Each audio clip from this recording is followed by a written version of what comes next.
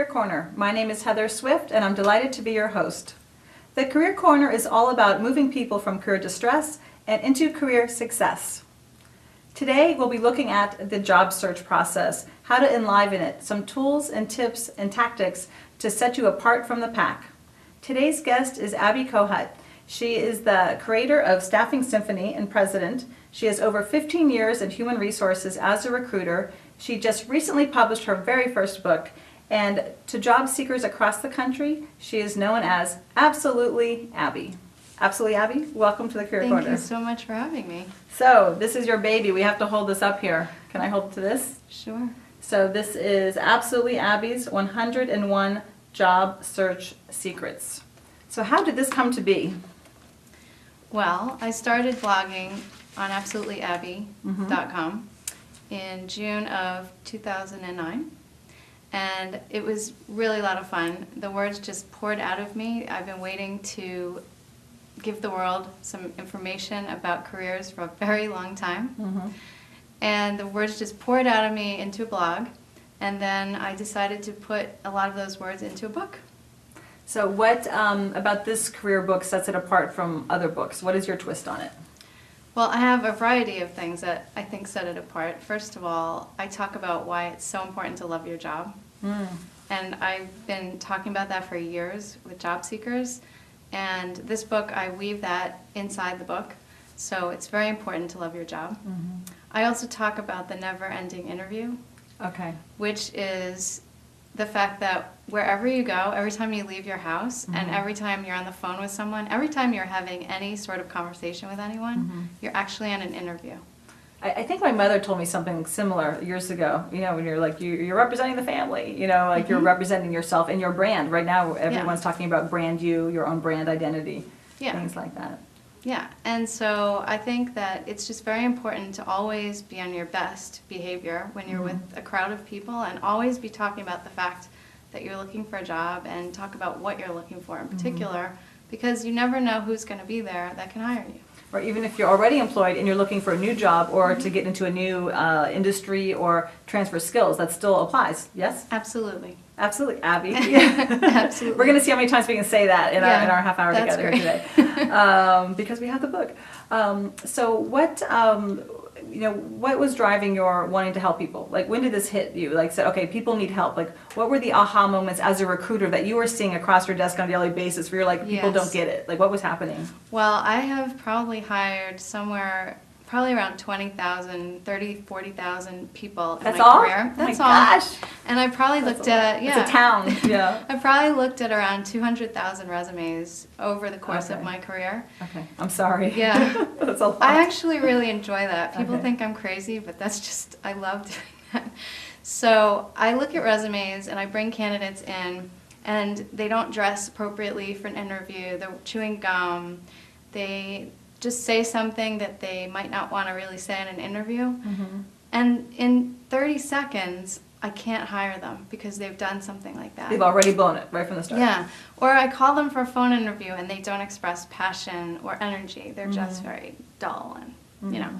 Or just anything. All those kinds of little things that people do that make them unhireable. They could be so easily avoidable, right? Yes, and so I decided that I needed to let the world know about it. And I've been talking about this to the world at in transition groups for about 10 years. And I just decided finally to write it down. But I've been doing this for a very long time, just never wrote it down. So the frustration has been mounting, and the need to get your word out there is finally absolutely has been birthed there. Okay, that's great. So what are some areas that you feel that people should be looking at in differentiating themselves? Sure. Well, right now, when you apply for a job, your typical venue, let's say, is Monster.com or Career Builder or Hot Jobs or Indeed or Simply Hired. Those are the sites most people use. And on those sites, there's a button called Apply Now. And you click it, and it goes into this big database, which I call the black hole. Yeah, I call it that too. It's so appropriate. Yes, and what it is, it's an applicant tracking system. All recruiters have one, and it's just a database of all the resumes that they receive. And it goes into this big black hole, and there's no way for you to get out of the big black hole. So one of the things you can try to do is send a fax of your resume. A facsimile transaction. Yes. Words most high schoolers probably don't know what that is right now. Absolutely. However, the fax used to be the way that most people would apply for jobs in the, Okay. I think it was the 80s Yeah. or the 90s. Somewhere, back in the day. With big hair and neon. Absolutely, with the 80s, afro. but probably and- early yeah. 90s. Early 90s also, though. Yes. Yeah, I remember that. So I Yeah. received thousands of faxes. I received things in the mail as well. And I would sit on the train and I would take a stack of resumes and review them. Mhm. And so now when I look at my fax in the morning, it's dead. There's nothing there. Mhm. So if you were to fax a resume to me, I would see it and I would naturally look at it because I'd be so excited to get something in the fax. And to know that your fax machine is still currently working. Yes. I mean, there's valuable information right there. Exactly. So. And the same thing with the mail. In my mail slots, Mm-hmm. I receive invoices and a bunch of propaganda from HR vendors. I don't receive resumes. So if you stick it in the mail, I'll see it naturally. Okay, so those are just two old school ways. It's Yeah. funny how old school is now setting you apart from the pack in a different kind of way Yeah. for that. Do you have any examples of where that's actually worked for Sure. any candidates? Well, I have two examples. One, this happened just recently. I went to an in-transition group, and I was speaking to a group of about 100 people, and I told them about this fax idea, and one person actually faxed a resume to a CEO, and he passed the resume to a hiring manager, and she got the job. Just So it 3 worked weeks through. ago. So he saw it and said, hey, this person Yeah. looks, okay, Okay, so that's one example. okay, that's a good one. And another example is I told somebody to send, when you play Boggle, there's a little egg timer. Yes. So I told somebody to send an egg timer in an envelope. This was about 12 years ago, actually. And the person sent the egg timer in an envelope and said, if you give me this much time, I'll prove to you that I can be the best, whatever it was, marketing manager. Okay. And the person decided to bring them in, and they actually got a job that way. So kind of being creative. When I was going through transition many years ago and trying to be creative, I got baby shoes and put baby chocolates in them, like actually foot chocolates. Like they were little sneakers with little foil sneaker type things. Yeah. They make them in Brooklyn, and I found them. I researched it because the internet, thank God, was there by then.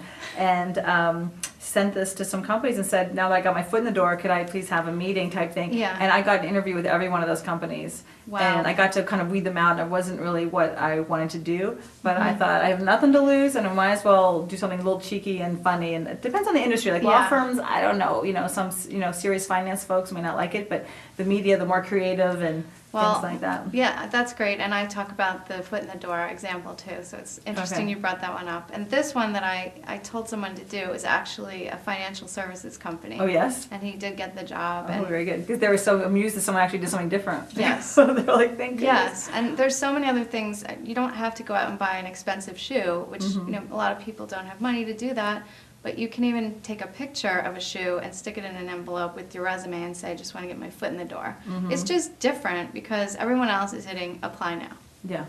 Yeah, apply now. And that does take a long time. And there are some success stories around that, but it's so much more about differentiation and Yeah. the brand and things. And keywords too, by the way, because if you have the right keywords on your resume, it will pop out of the black hole applicant tracking Okay. system.